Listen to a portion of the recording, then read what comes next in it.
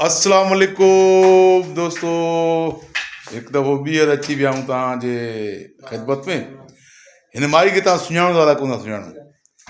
जी हा, हीअ आहे पत्थर दुनिया जी मलूका, माना रीमा मिठल ख़ान जी मलूका। मलूका बिल्कुल ऐं हिकु दफ़ो ॿीहर वरी अचो वो खणी चुके हीअ मुंहिंजे पुखे पई आहे ड्रामे में।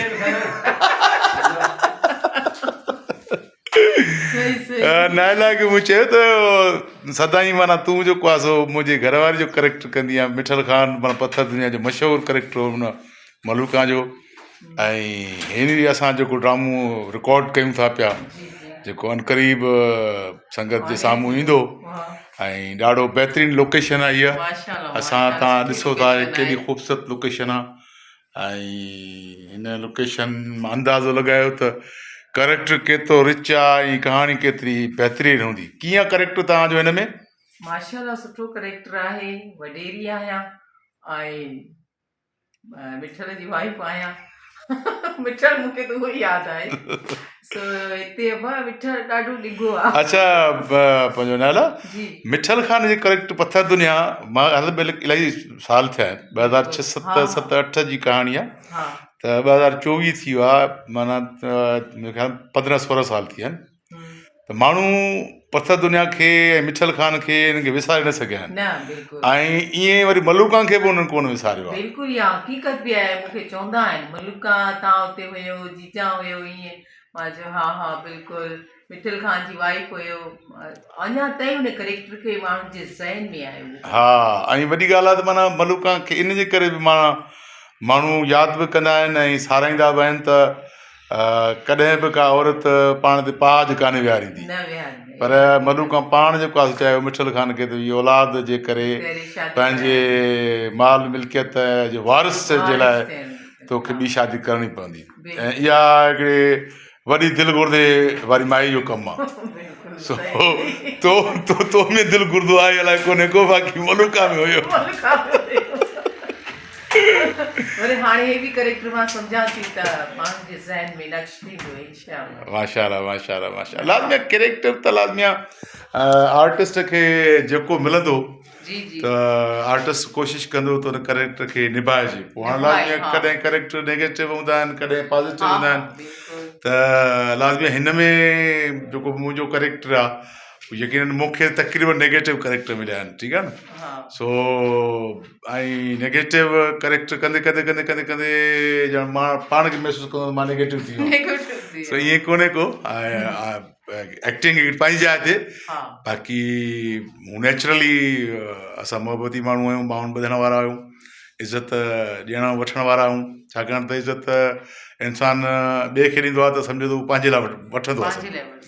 सो इन जे करे करेक्टर आहिनि। बाक़ी आम लाइफ में त पाण आम ई आहियूं। माशाल्लाह हसमुख आहिनि, सुठा आर्टिस्ट आहिनि। ऐं मूं हमेशह ई चवंदी आहियां तॾहिं भई गुलकार माशाल्लाह सुठो आर्टिस्ट बि आहे, बाख़लाक बि आहे। बाक़ी हाणे करेक्टर त हिकिड़ी ॿी ॻाल्हि आहे। हा, उनखे तव्हां न वठो, उहो सम्झो त हे करेक्टर त लाज़मी आहे। आर्टिस्ट खे कॾहिं चोर थो थियणो पए, कॾहिं धाड़ियल थो थियणो पए, कॾहिं सूबेदार थियणो थो पए, कॾहिं वॾेरो, कॾहिं कीअं। लाज़मी आहे हर एक्टर जेको आहे हिकिड़ी फ्रेम में त माण्हू नथो रही सघे न।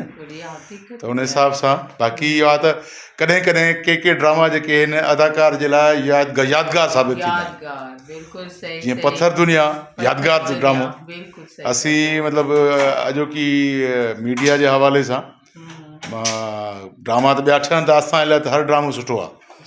असां ईअं कोन चवंदा असांजो ड्रामो जेको आहे सुठो न आहे। असांजे लाइ हर ड्रामो सुठो आहे। पर पत्थर दुनिया जहिड़ी मक़बूलियत शोहरत जेकी आहे न, उहा मतिलबु मां वरी ॿिए कंहिं ड्रामे खे न मिली हुई। इहा हक़ीक़त आहे बिल्कुलु ई। उहो अञा ताईं माण्हुनि खे ज़हन में यादि आहे इंशाअल्लाह। उहो जेके नंढा हूंदा नौजवान हूंदा उहे हाणे वॾा थी विया आहिनि। जी जी जी, पत्थर दुनिया जे दौर में नंढा हूंदा उहे वॾा थी विया आहिनि। ऐं उहो कॾहिं कॾहिं चवंदासीं असां नंढे लाॻू तव्हांजो ड्रामो ॾिसंदासीं त ॾिसी हैरान थींदा हुआ, हा तव्हां नंढा हुओ उन टाइम। तव्हांजी चुनके में मैं जो प्रोग्राम करण आई हुअसि त मूंखे चवण लॻा अरे तव्हां उहा आहियो न मिठल जी वाइफ। मां चयो आई तव्हांखे त असांजी यादि आहे। असांखे यादि आहे। हालांकि उहो जेको चूंडके में पाण प्रोग्राम कयोसीं उहो पत्थर दुनिया जे वेझो ई 2-3 साल थिया हुआ। बिल्कुलु अञा हाणे जेको इंजूस जो मां कयो हा हा त उते बि हाणे जी ॻाल्हि आहे महीने जे अॻु में सही, जी सही, ॻाल्हि आहे। सही, उते बि तव्हांजे माना इहो करेक्टर उन्हनि खे यादि हुयो त चई अहिड़ी तव्हां उते वरी आया आहियो ऐं माशाअल्लाह तव्हांजो असांखे अञा ताईं उहो यादि आहे। माण्हुनि जो ज़हन ते नक्श थी वियो आहे ड्रामो। ऐं माशाअल्लाह हीउ जेको पाण ड्रामो रिकॉर्ड कयूं पिया इहे बि पथर दुनिया जी टाइप इहो ड्रामो आहे। इंशाअल्लाह कामयाब ऐं थींदो। इंशाअल्लाह जेको आहे सो हीउ ड्रामो जॾहिं ॾिसंदा त मुंहिंजे ख़्याल में त पथर दुनिया विसरी वेंदुमि।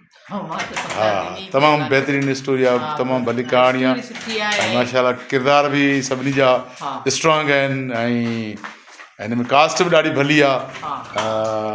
अब्बास गुल ओढाणो आहे, असांजो साईं निसार शाह आहे, हसन जावरी साहब आहे, बिलाल खोखर आहे, सतार लाड़ आहे, तमामु सिंध जी क्रीम कास्ट आहे हिन ड्रामे में। ऐं इंशाअल्लाह तव्हां ड्रामो ॾिसंदव तव्हांखे ड्रामो वणंदो ऐं यकीनन मूंखे उमेद आहे त हीउ जेको ड्रामो आहे उहो पथर दुनिया जो सिकूं छा पर पथर दुनिया खे बीट कंदो इंशाअल्लाह। सो दुआ कयो त असांजी हीअ महिनत तव्हांखे साबित पए, तव्हांखे क़बूल पए। ऐं जेकर तव्हांखे ड्रामो वणियो ऐं तव्हां ड्रामो ॾिठो उन जा व्यूज़ बहितर रहिया त असांजा थक लही वेंदा। So love you to all. इंशाअल्लाह जेको आहे सो हिन ड्रामे जी रिकॉर्डिंग्स दौरान आर्टिस्टनि कचहरियूं तव्हां ते मां पहुचाईंदो रहंदुसि।